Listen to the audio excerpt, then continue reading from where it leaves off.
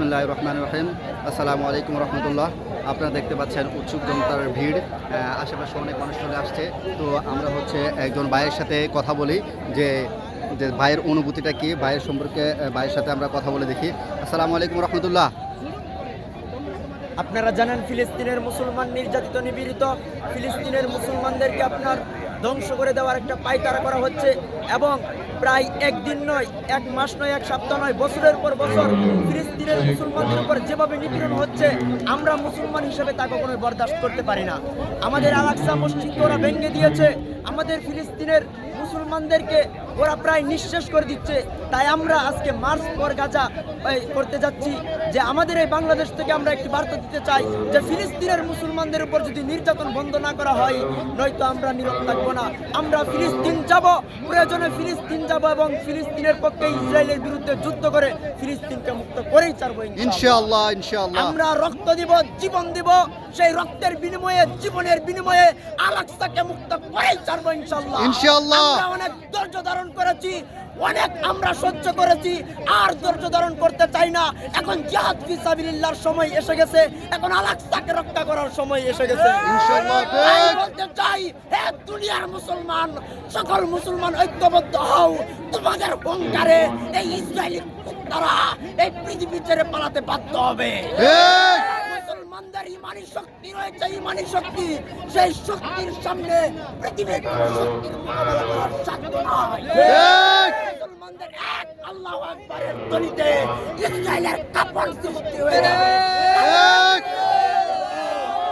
আমরা বলতে চাই,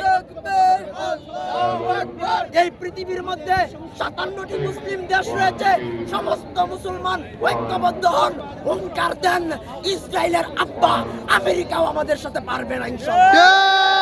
তাই মুসলমান আর বয়ে থাকার সময় নাই, আর ঘরে বসে থাকার সময় নাই। এখন সময় এসেছে আন্দোলন করার, এখন সময় এসেছে জিহাদ করার। মুসলমান কিভাবে বরদাস্ত করেন ফিলিস্তিনের মুসলমানদের শিশুদের উপর নির্যাতন হচ্ছে? ফিলিস্তিনের শিশুদের কান্না দেখে কি আপনার দেহের রক্তের মধ্যে আগুন ধরে না? মসজিদকে ভেঙে ওরা ঘুরিয়ে দেয়, যেটা আমাদের সর্বপ্রথম কিবলা ছিল।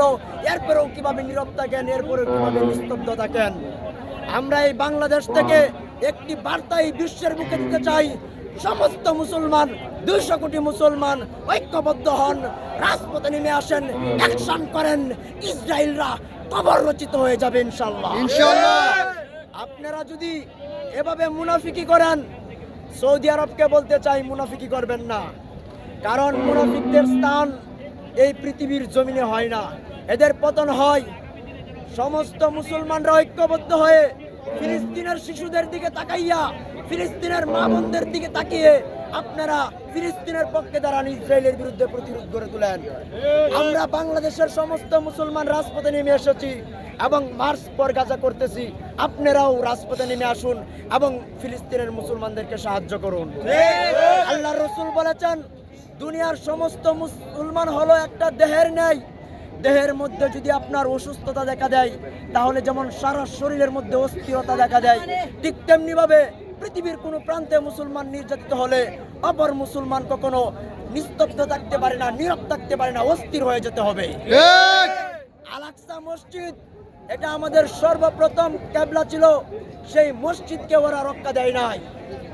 আপনারা জানেন, বছরের পর বছর ফিলিস্তিনের মুসলমান ভাইরা নির্যাতিত হচ্ছে, নিপীড়িত হচ্ছে। এটা শেষ একটা বিহিত করতে হবে। ফিলিস্তিনের মুসলমানদের পাশে দাঁড়িয়ে ফিলিস্তিনের ভাইদেরকে চিরতরে এই ইসরায়েলের আগ্রাসন থেকে, এই ইসরায়েলের নিপীড়ন থেকে রক্ষা করতে হবে। কাল কিয়ামতের দিন যদি ফিলিস্তিনের শিশুরা আল্লাহ তাআলার দরবারে বলে যে এই বিশ্বের মধ্যে 200 কোটি মুসলমান ছিল, তারা আমাদের পাশে আসে নাই, তারা আমাদেরকে রক্ষা করে নাই, তখন আপনারা কি জবাবদিহিতা করবেন? এই বিশ্বের নেতারা, এই বিশ্বের মরণরা কাল কিয়ামতের দিন কি জবাবদিহিতা করবেন?